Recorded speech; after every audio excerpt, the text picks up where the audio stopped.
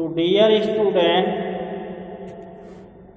अब हम आपको संबंध बताने जा रहे हैं कि संबंध कितने प्रकार के होते हैं, यानी संबंध के प्रकार, types of relation.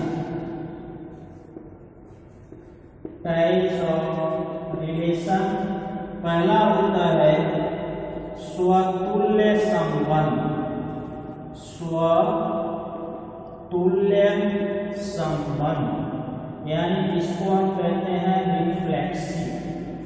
Reflexive relation, यानी पहला है स्वतुल्य संबंध। तो स्वतुल्य संबंध में कोई समुच्चय A में R इस प्रकार अवयव हो कि A का A से ही संबंध हो, A का A से ही संबंध हो, तो उसे हम स्वतुल्य संबंध कहते हैं। इसे हम स्वतुल्य संबंध कहते हैं। या कोई एलिमेंट दोनों में समान हो, जैसे A, A बिलोंग R, यानी दोनों x अक्ष और y अक्ष दोनों अगर समान हो जाएं, किसी तरह से अगर उस समानता का इक्वल का रिलेशन रख रहे हैं, तो इसको हम स्वतुल्य संबंध कहते हैं। जैसे उदाहरण है डियर स्टूडेंट, जैसे दो समांतर रेखाएं, two parallel lines, relation between reflexive relations. How?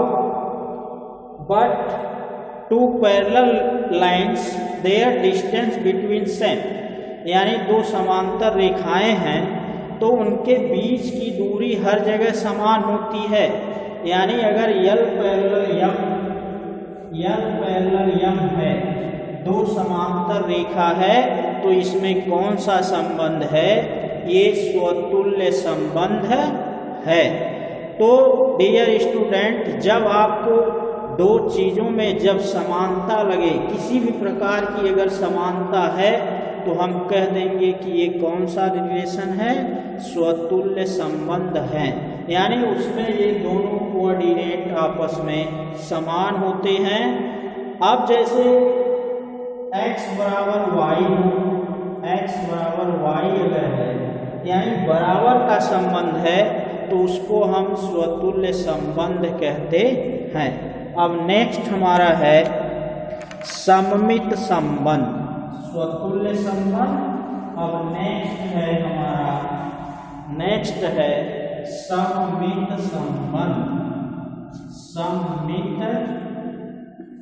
संबंध। जिसको हम इंग्लिश में कहते हैं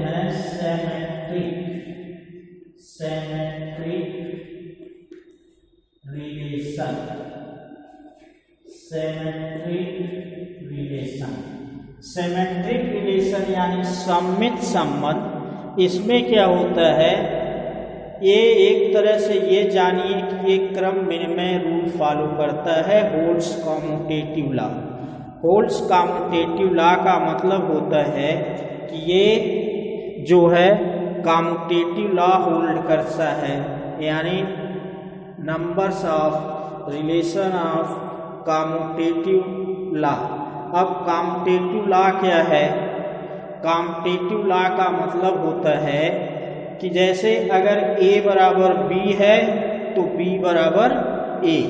जैसे किसी समतल में दो लंब रेखाएं, जैसे दो रेखा है, ये मान लीजिए A है और ये B है, यानी ये सपोज करो L M, यानी L परपेंडिकुलर M या M परपेंडिकुलर L, यानी दो अगर लंबवत रेखाएं हैं तो उनमें जो संबंध होता है वो सममित संबंध होता है।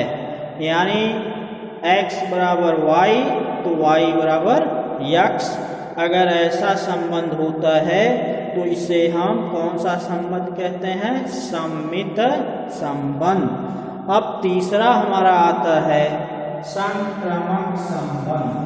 तीसरा हमारा है संक्रमक संबंध।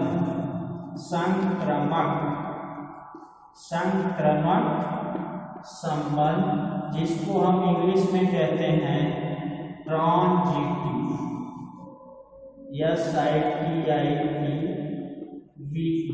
ट्रांजिटिव रिलेशन, जिसे हम ट्रांजिटिव रिलेशन कहते हैं। ये कौन सा संबंध है? डियर स्टूडेंट, कक्षा 10th में आप बायो में थोड़ा सा पढ़े होंगे संक्रमण, उसी का ये संक्रमक है। ये कहता है कि अगर A, B है, B, C है तो टेंस टू A, C होता है। यदि A, B,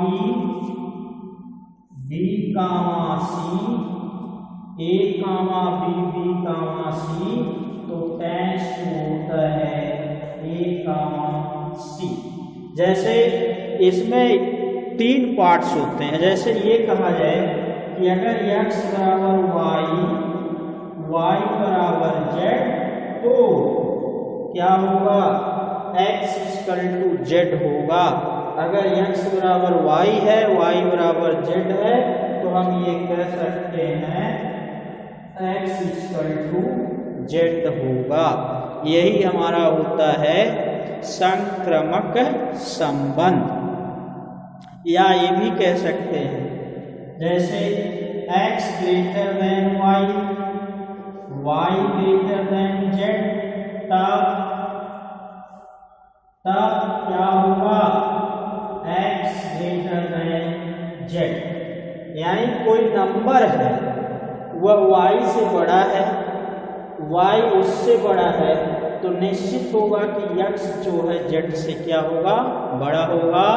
और डियर स्टूडेंट, 95% सवालों में जहाँ ग्रेटर लेस की बात आ जाती है उसमें संक्रमक संबंध होता है, इतना ख्याल रखिएगा। फिर एक होता है तत्समक संबंध। तत्समक संबंध जिसको हम कहते हैं आइडेंटिटी रिलेशन, यानी जिसको हम कहते हैं तत्समक संबंध। इसमें भी x बराबर y होता है, x बराबर y होता है। यानी जो स्वतुल्य संबंध है, आइडेंटिटी रिलेशन सेम होता है लेकिन थोड़ा सा डिफरेंस। स्वतुल्य में भी x = y, इसमें भी x = y, बट इसमें जो संबंध होता है x का रिलेशन y से होगा लेकिन वो एक तरह से इक्वल का रिलेशन बनाते हैं। जैसे 2, 4, फिर 4, 6, यानी 2 का डिफरेंस पाया जाए तो इस तरह के रिलेशन को हम कह देते हैं आइडेंटिटी रिलेशन। अब तुल्यता संबंधों की संख्या क्या होती है? तुल्यता संबंधों की संख्या, जैसे ये बहुत ही इम्पोर्टेंट क्वेश्चन है। जैसे ये तो तुल्यता संबंध क्लास 12th में है, लेकिन जैसे A बराबर 1, 2, 3, 4 तो तुल्यता संबंधों की संख्या होगी, तुल्यता संबंधों की संख्या होगी। क्या होगी? तुल्यता A = 1, 2, 3, 4 तो तुल्यता संबंधों की संख्या होगी। इसको पूछा जाए कितना होगा तो इसका फार्मूला होता है n² - 1। ये याद रखिएगा, ये तुल्यता संबंध निकालने का फार्मूला है n² - 1, यानी इसमें कितने एलिमेंट हैं? 4। तो ये हो जाएगा 4 का स्क्वायर -1 = 15, यानी तुल्यता संबंधों की संख्या जो है 15 होगी। यानी इसमें जो तुल्यता संबंध की संख्या है वो कितना होगी? 15 होगी। अब नेक्स्ट है स्वतुल्य संबंधों की संख्या। नेक्स्ट है, ये बहुत ही कॉमन की चीज बता रहा हूँ, स्वतुल्य जैसे ए बराबर 1 2 3 5, तो स्वतुल्य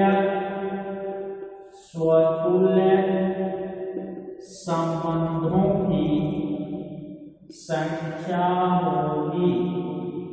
कोई बताएगा स्वतुल्य संबंधों की संख्या, यानी number of equivalence relation A = 1 2 3 4, then find the relation of number of equivalence relation. How much? But this 4 element 1 2 3 5, number of element is 4. Then this formula 2 की पावर n² minus n, ये नंबर ऑफ रिफ्लेक्सिव रिलेशन निकाल देगा, यानी स्वतुल्य संबंधों की संख्या बता देगा 2 की पावर n² माइनस n। तो यहाँ n की वैल्यू 4 है, यानी 2 की पावर 4 का स्क्वायर माइनस 4, यानी 2 की पावर 16 माइनस 4, यानी 2 की पावर 12। ये स्वतुल्य संबंधों की संख्या होगी 2 की पावर 12। ये नंबर ऑफ इक्विवेलेंस रिलेशन यानी स्वतुल्य संबंधों की संख्या हो जाएगी 2 की पावर 12। तो डियर स्टूडेंट, ये फार्मूला याद रखिएगा, स्वतुल्य संबंधों की संख्या 2 की पावर n² माइनस 1। और मेरा एक क्वेश्चन है कि सममित संबंधों की संख्या कितनी होती है, आप इसको बताएंगे। ये तो स्वतुल्य संबंधों की संख्या हो गई 2 की पावर n² माइनस n, लेकिन सममित संबंधों की संख्या कितनी होगी ये आप बताएंगे। नेक्स्ट क्वेश्चन, नेक्स्ट हमारा है, अब हम आपको कुछ ग्राफ बताएंगे, जैसे y बराबर मॉड ऑफ x, y बराबर मॉड ऑफ x का ग्राफ खींचो। ये आपको कई बार एग्जाम में भी दिया गया है, y = मॉड ऑफ x का ग्राफ कैसे खींचा जाता है। y = मॉड ऑफ x का ग्राफ खींचना है, बहुत ही इम्पोर्टेंट चीज है। तो डियर स्टूडेंट, ये जो मॉड लगता है, मॉड का मतलब होता है उसके अंतर्गत 2 चीजें होती हैं मॉड में, 2 क्या, मॉड की वैल्यू प्लस में भी होती है माइनस में, यानी मॉड अगर लगा है माइनस में अगर कोई मान है तो उसको वो क्या कर देता है, प्लस कर देता है। इसलिए डियर स्टूडेंट, यहाँ पे जो ये मॉड ऑफ x है, इसमें मॉड ऑफ x इसमें 2 वैल्यू होगी, +x और -x।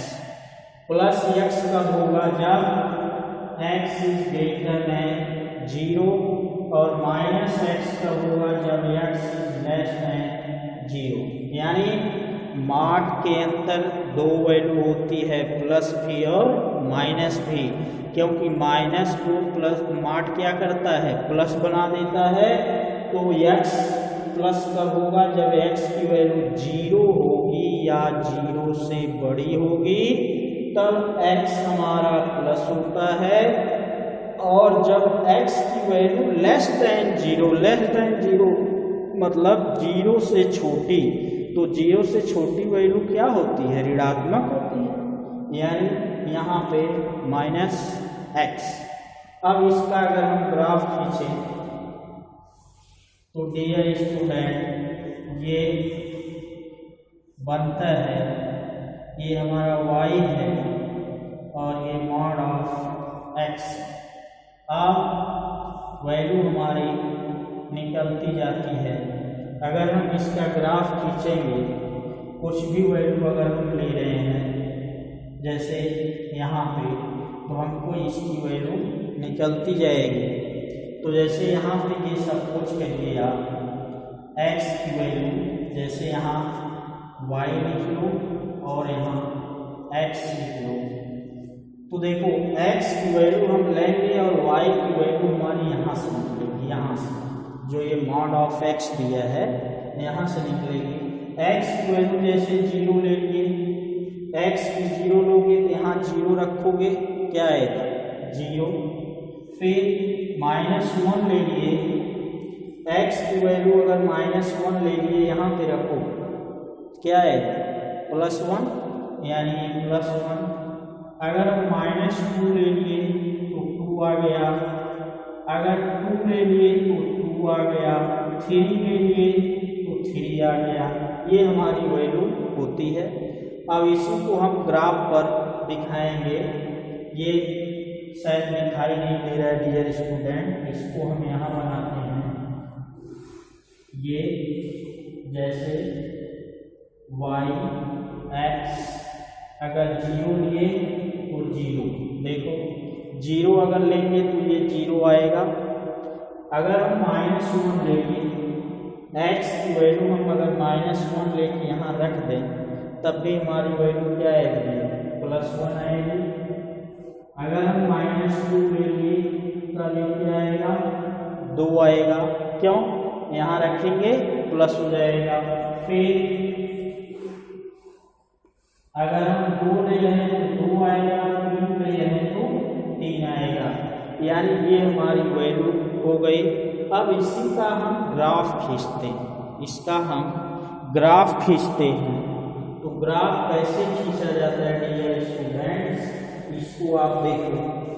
ग्राफ खींचने के लिए आप ग्राफ खींचना जानते होंगे। इस तरह लाइन लेते हैं और इस तरह लाइन,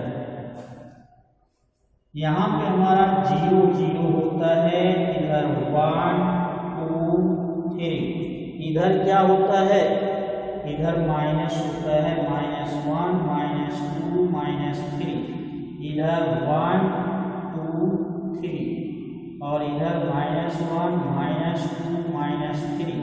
ये हमारा x x dash, y dash. अब x की वैल्यू 0, y की वैल्यू 0, यानी यहाँ हो जाएगा। फिर x की वैल्यू -1 अगर लिए, x की वैल्यू -1 लेंगे तो y की वैल्यू कितना आएगी, y की वैल्यू भी 1 ही आएगी, यानी हमारा ग्राफ कटेगा यहाँ। फिर अगर -2 लिए x की वैल्यू तो y की वैल्यू +2, यानी ये जाएगी यहाँ, यानी ये इस तरह से काटेगा। फिर अगर हम 0 लिए तो यही होगा। फिर ये y2 पे ले रहे हैं, ये वैल्यू 2, यानी यहाँ जाएगी। फिर 3 पे लेंगे तो 3, यानी इस तरह से ग्राफ होगा। और यही ग्राफ हमारा हो जाएगा y mod ऑफ x। ये हमारा आंसर होगा। तो डियर स्टूडेंट, ग्राफ ये बनाया गया है। अब ग्राफ कैसे बना है, इसको आप बस वैल्यू इसमें रखते जाओ, फिर इस तरह ये ग्राफ खींच दिया जाता है। और ये ग्राफ किसका है, y mod ऑफ x का। अब very thank you all of student. अब नेक्स्ट क्वेश्चन नेक्स्ट डे बताया जाएगा, इतना आप समझेंगे। आपको आज बताया गया है संबंध क्या चीज़ है, स्वतुल्य सममित संक्रमक। फिर नंबर ऑफ इक्विवेलेंस रिलेशन का फार्मूला 2n² - 1 n। फिर तुल्यता संबंधों की संख्या n² - 1। फिर बताया गया अगर A में m एलिमेंट, B में n एलिमेंट, तो A गुणे B में संबंधों की संख्या 2m × n। आप इतना याद रखेंगे। Thank you to all of